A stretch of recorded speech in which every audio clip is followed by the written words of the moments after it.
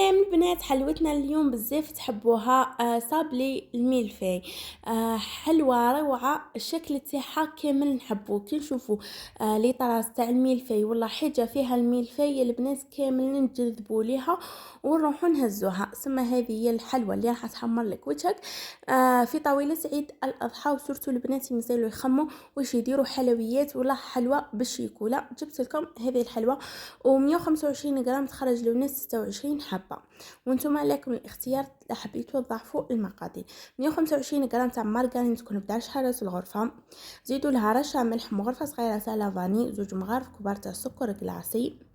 نخلطوا هذه المقادير باستعمال فوي ولا غير بيديكم، مع حبه بيض تكون صغيره وتكون بدرجة حرارة الغرفة، مع زوج مغارف كبار تاع زيت. تخلطوا هذه المقادير مليح حتى يتجانسوا البنات. كي يتجانسوا هذه المقادير رايحه تنجح معنا الوصفه وتعطينا بنه وخفه اكثر. كما شفتوا البنات بعد ما خلطت المقادير باش حطيت حبه بيض البنات هي راهي تنجح الوصفه كي تحطوا المقادير كامل مع بعض. لازم تخلطوهم مليح، وانا اي وحده مبتدئه تقدر ما تخلطش المقادير مليح ولا ينفصلوا لها المقادير على بعضهم وتقول لك راهي ما نجحتليش الوصفه. عليها دائما نقول لكم ديروا حاجه ورا حاجه وخلطوا المقادير مليح.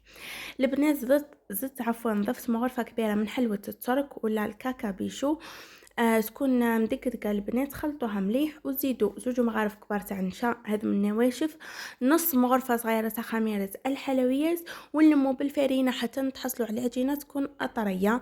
نحلوها على سمك مليح ونجيبوا اي طابع تحبوه وتفضلوه نتوما اطبعوا به العجينه اللي كنا حليناها على سمك يكون مليح ولا متوسط كما راه موضح في الفيديو. نحطوها طيب على 180 درجه حتى تدي لون ذهبي. بالنسبه لكريمه الزبده اللي بزاف بنينه وما نستغنيش عليها انا في جميع حلوياتي، روعه هذه كريمه الزبده. البنات احكموها ليش ماكمش رايحين ديروا هذه الوصفه. 100 غرام تاع كريمه الزبده في الكريمات تاعي من البنات انا نختار كريمه الزبده تاع اوبلين مع مغرفه كبيره تاع كونفيتور ومغرفه كبيره تاع حلوه الترك. رايحه تعطيكم اجمل كريمه الزبده يا البنات، بزاف بنينه وفيها النكهه تاع زمان. على بالكم بكري البنات كانوا بزاف يخلطوا الكونفيتير مع الحلوى الترك ولا الكاكا بيشو باش يلصقوا الصابلي تاعهم، وحنا زدنا غير الزبده. هذا ما كان البنات، ونطلعوا هذه من المقادير حتى تحصلوا على كريمه زبده تكون خفيفه. ونبداو نحشيو الصابلي تاعنا بهذه الطريقه. البنات حبوا تضيفوا في الوسط توفيا كراميل ولا كراميل، لكم الاختيار البنات كما تحبوا تلصقوها غير بكريمه الزبده. رايحه تجيب بزاف بنينه وناقصه الحلاوه، ما فيهاش هذيك الحلاوه اللي بزاف. البنات كما تعرفوا الكونفيتير يكسر هذيك الحلاوه بالحموضه تاعو ويزيد نص في الوصفه تاعنا ونحسوا عفوا بحلوه زمان.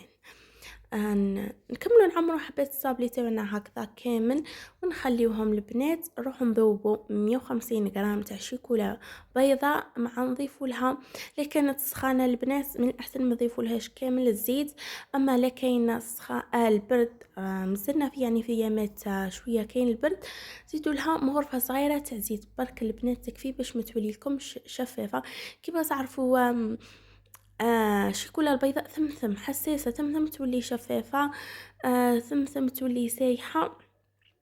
بالنسبه لطريقه التذويب، قطعوا الشيكولا تاعكم حطوها في طابس اللي يكون ناشف ما في حتى قطره تاع ماء باش ما تتكتل لكمش، والماء تاعكم يكون يغلي، ومن بعد طفيوا عليه النار وباش تحطوا عليه هذيك الشيكولا رايحه تعطيكم اروع نتيجه تاع التغليف تجي تهبل.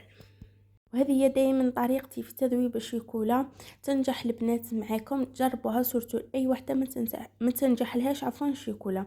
هذاك الشيكولا سهله ما فيها والو، بصح هذو من بعض الاسرار برك رايحين يقدروا يفسدوها لكم كامل.